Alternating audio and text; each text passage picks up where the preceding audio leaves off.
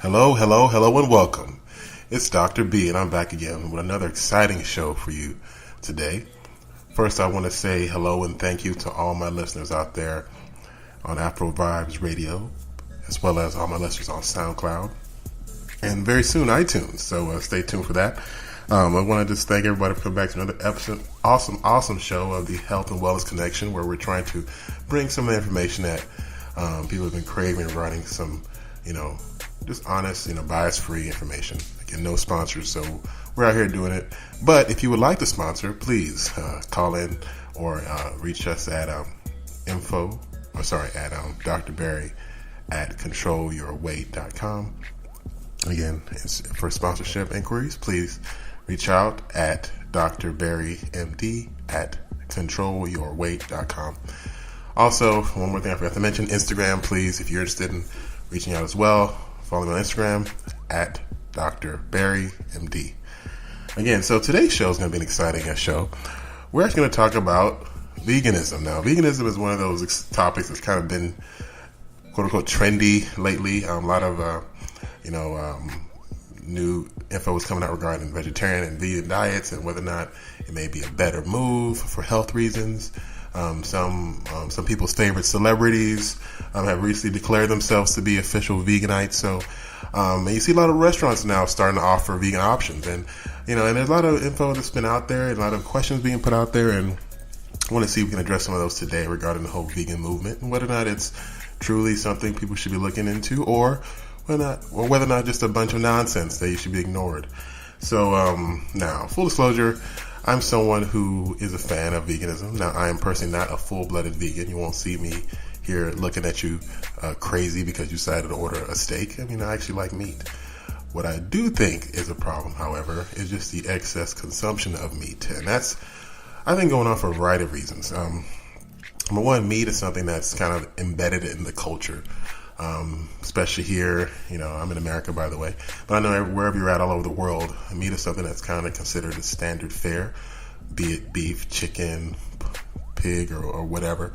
The thing with meat is that there's a lot of controversy behind it. Some cultures revere certain types of meat, so by nature they just don't eat a lot of it because they actually value the animal. Other cultures just prefer to dine on said animal and not really put too much thought into it regarding the whole process. So a lot of different issues. Meat is a complex topic in human culture in general. But, certain cultures, like Western culture especially, has adopted the whole concept of meat being something to be consumed regularly.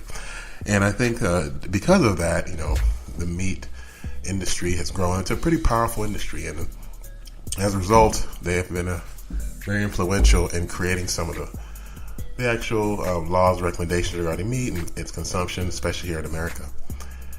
That being said, I say that because the info regarding true meat's impact on health and wellness has, I think, been a little bit influenced, unfortunately, by corporate interest, and I think that's led to some of the confusion that exists today. Now, that being said, I think meat is something that's quite delicious and should be consumed. However, I think what we're finding out is that meat is something that's probably something that should be consumed more infrequently, like maybe once or twice a week, especially in regards to red meat. Other meats, like pork and chicken, those are also have issues. The main issue, though, is high cholesterol and saturated fats contained with said meats. And now we've noticed there's a strong link between high consumption of those type of meats and certain types of cancers and heart disease. So unfortunately, because of the high meat consumption, we've seen increased levels in said illnesses, and many believe incorporating a more vegan approach toward diet could be the answer in potentially lowering some of the high incidences of heart disease and cancer we're seeing lately. One thing that most clinicians and most people in the health industry know, number one killer in America currently is heart disease. So I think over 500,000 people die every day. So it's a pretty serious issue. So finding things that can promote good heart health and everything else is something that I think everyone's kind of obligated to, especially those in the healthcare industry. Now, that being said, veganism. Veganism is one of those things that has been proposed to, maybe combat this. And the whole vegan concept is basically the idea of not consuming any meat products. Now, vegetarianism is something that's been, around for a while as well. And vegetarianism more promotes not consuming any meat products, but consuming the byproducts like eggs and milk and other dairy products would be okay. Veganism is more extreme. They advocate not consuming any type of meat products, both the actual protein sources like the beef, chicken, fish, as well as any of the derivatives from meat like eggs and dairy products. No milk, no nothing. Now, historically that would have been obscene because milk and eggs and everything else was so embedded in, how people consume and how people eat, especially here in America. However, what we're realizing is that there's actually a lot of excellent options you can do to make the transition a lot easier. Now, the benefits of veganism that people have really, mentioned is that veganism has been, so some of the health benefits we're seeing of veganism is pretty impressive. Actually, there was a recent study that just came out. This actually came out of Italy's University of Florence. It actually linked vegetarianism and vegan diets to significantly lower rates of ischemic heart disease and cancer. I mean, these are quite significant, referring to people who, and this is actually a pretty extensive study that was done in Italy. Just looked at numerous other studies that individually looked at this topic, and they found that people who had maintained a vegan or vegetarian diet had levels of heart disease 25% less than their counterparts who ate normal diets. And also they noticed a significantly lower risk of cancer, as low as 15% lower incidences of cancer occurring in populations that maintain vegan and vegetarian diets. So that's quite significant, and this is something that was seen, it was a quite large study as well, and it was pretty impressive to note that there was such a drop in the rates of cancer and heart disease in these populations. Also, there's some new evidence showing that veganism is probably actually better for the human gut, and which is kind of interesting because when you look at the whole vegan concept and looking at the idea of eating a plant-based diet, you start to look at you have to look at the biology as well and see whether or not there could be some correlation. And when you look at animal and human anatomy, when I say animals that are typically known to eat plants, animals like gorillas and rhinos and elephants and other large, pretty massive, extremely muscular animals that are able to have a plant-based diet yet maintain large physiques. And what was noticed is that even though of course they're not humans, so we're a little different, but the colon structure of omnivores and herbivores, which are plant eating animals, actually let me be clear, omnivores actually are designed to eat everything, including protein sources from animals. Herbivores are mainly plant-eating animals. So, anyways, looking at the anatomical structure, it seems like humans share a lot of similarities with herbivores. Now, technically, humans are omnivores. We can eat anything, including meat and plants. But it seems like the colon structure of humans, actually closely matches those more of herbivores than carnivores, and the gut seems to be primed to actually be able to better handle digesting plant-based substances as opposed to high levels of animal-based protein. And also, another thing about anatomy and the human physiology is that humans are able to create cholesterol naturally. Our internal structures allow us to manufacture cholesterol, which is actually an important substance because it's used for cellular structure, and it's actually used, for a lot of different issues, especially creating muscle and other important bodily functions. Humans' ability to create cholesterol is unique, as other carnivores a lot of times have to consume it, and of course, animal protein is a huge source of cholesterol, one of the highest sources of cholesterol you can obtain from a diet. So it's part of the reason why people who consume large amounts of animal-based protein like beef and chicken are more susceptible to heart disease. So Now, this is one of the main benefits of why there's been a movement to push more for veganism. One actually really important book that kind of changed that whole argument and kind of brought the whole concept of using maybe vegan diets to treat heart-related issues is a fascinating book that came out a few years ago by Dr. T. Colin Campbell. The book was called The China Study, the most comprehensive study of nutrition ever conducted and the startling impacts for diet, weight loss, and long-term health. This book came out a while back, and it was a pretty monumental book, and something I would highly recommend anyone who's interested in the whole idea behind the science regarding some of the health benefits of vegan and plant-based diets should read. They kind of looked into some of the diets from other cultures that were more heavily associated with plants and low amounts of animal fat, especially those in like Asia and so forth. And which is actually funny because if you look at most kind of developing nations, quote unquote, most of those people I would consider economic vegetarians, meaning that they would probably love to eat meat every day if they could, but the problem is that due to the low economic ability of many people, because meat is a luxury, even though in some of these Western countries you see burgers and steak shops everywhere, many places though, however, around the globe don't have as much access to meat. So therefore, by choice, they're actually eating more plant-based diets, and that actually may be beneficial health-wise. But so just a quick aside, back to the study. It seemed like they went and looked at some of these older, these other cultures that were more plant-based, just as a cultural development, and noticed they saw lower rates of some of these chronic heart and cancer issues that we're seeing a lot in more Western based diets. So that was kind of a revolutionary book. I highly recommend you read it if you're interested in this. And another good thing you should check out if you're also interested in more info regarding the whole plant-based diet and some of the info with interesting media coming out is another great documentary called What the Health.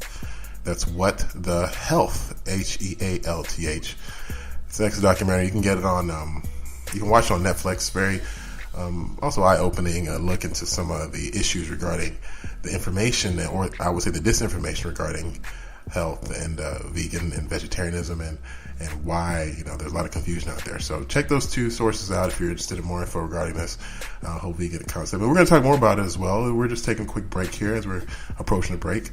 Come with us. At least follow us in the next the next segment. We're going to talk about some more of the health benefits of veganism and what we've noticed in those who've adopted some of these vegan diets is.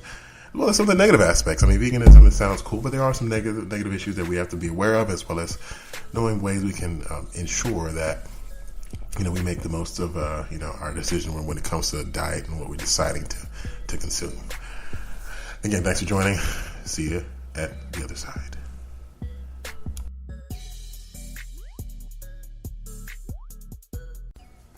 Hey, welcome back. This is Dr. Barry again, back again with the another installment of the show. We're here again talking about veganism and some of the benefits, whether or not it's worth it, whether or not it's full of the whole craze behind it's full of crap. I mean, you got all these celebrities like Jay-Z, Beyonce, Brad Pitt, Kate Mara, Paul McCartney. A lot of people saying they're vegans now, and whether or not it's all hype. And well, I think there could be some truth to it, to be honest with you, in the sense that veganism can have some significant health benefits. And let's talk about those for a little bit. Now, the whole vegan thing, like I said, has been out for a while. We talked earlier about some of the main scientific benefits that have been recently published regarding veganism. But what about the general health benefits? I mean, we like to keep it simple here. It's like about just kind of how veganism can directly impact you in your life, and what people who have done it, what they've noticed. One of the main things that we've seen on vegan diets and why it's believed to be quite, superior to some of the current dietary habits of folks is that it's heavy in dense, nutrient-dense foods. A lot of these foods that are commonly consumed in vegan diets, especially some of the meat substitute diets, some of the meat substitutes, like quinoa and beans and other high good protein sources that people on plant-based diets generally consume are pretty high nutrients, and consuming foods that are high nutrients are just in general better for your overall health. It's clear that when consuming or when trying to maintain a good diet, your overall calorie intake is very important. And it can't be stated enough how you need to start learning how to understand the total number of calories you should be consuming in a day, and making sure that when you're eating, you're falling in line with those type of calorie numbers. You can learn more about that concept in my book, Next Level Weight Loss 2.0, which is available on Amazon. But there's a lot of great apps out there like MyFitnessPal and other dietary apps that you can actually use to help track your overall calorie consumption for the day. And that's something everyone should be doing, especially if you're trying to lose weight. But vegan diets are good because they have really, really highly nutritious foods that are pretty commonly consumed. And you can pretty much do away with taking most vitamin supplements for the most part. But we'll get into that. There's one issue we have to address. But a lot of minerals foods are high in minerals and a lot of beneficial ingredients like magnesium and vitamin A, and a lot of fiber, which is excellent, and antioxidants, which is great for cancer fighting. So a lot of great benefits of vegan diets. Now, that being said, there are some issues, which we'll talk about in a little bit, but another great benefit of the vegan diet is it can help you lose weight. Now, the thing with the whole vegan thing is that when people do eat less animal protein and focus more on plant-based source of protein, they tend to be lower in calories. Meat is extremely high in calories, and a lot of the vegan options are a lot more calorie. Basically, they're better, or they're lower in calories, just overall healthier. So people who eat a lot of vegan diets and lose weight. There's one study actually showed that vegan diets, when compared to other people who just dieted and just kept a overall low calorie count, but just ate whatever, they actually lost more weight than those people. So veganism is definitely something that can help you lose weight. If you're interested in trying to lose weight, shed pounds, adopting a vegan cuisine is something that's going to help you get to that goal. So that's one great reason, if you're trying to lose weight or get healthy for some reason, very important that you maybe considering a vegan diet. Another great benefit of a vegan diet is that it potentially may protect against certain types of cancers. There's been some association that apparently vegan diet has helped with reducing the risk of colorectal cancer about 9 to 18%. So that's pretty impressive. And that study came out. It was an Asian study. It came out in 2015, and it really, and that's a lot of studies have shown this improved, this decreased risk of colorectal cancer with vegan diets. And many believe it's due to the high fiber concept. So fiber is something that everyone should be consuming. Ideally, natural source of fiber in fruits and vegetables, but fiber is something that can help, take care of a lot of issues, and something that is in a vegan diet, that's going to be something that's going to happen because plants are just naturally high in fiber, so you're going to get a lot of fiber if you're eating a plant-based diet. So very important that everyone should increase their fiber intake, but as a vegan, you'll naturally have high levels of fiber because the vegan diet is inherently plant-based, which is inherently filled with fiber. And another benefit too with this whole cancer reduction risk is because vegan diets have no smoked or processed meats, and both of those have been shown to be potentially associated with certain types of cancer. So, that decrease or elimination of those foods in a vegan diet can significantly reduce that cancer risk. And another, main benefit we talked about again, but it's important to reiterate, is the benefits with the reduction in heart disease. It's been shown in numerous studies that diets high in fruit and vegetables and legumes and fiber all help with the reduction of heart disease. Many believe that this is due to the low cholesterol associated with vegan diets, and we all know cholesterol is one of the huge culprits associated with heart disease. And vegan diets can actually reduce blood sugar and cholesterol. So if you're diabetic, veganism can significantly improve your body's ability to function, and something that all diabetics, as well as those suffering from heart issues, should definitely consider, because with veganism, there's a lot of important things that can help treat, especially heart problems. And a lot of Americans suffer from heart disease. And I think any American with serious heart issues or and a heart disease history should seriously consider adopting veganism, because it could potentially, get you off a significant number of medications and prolong your life.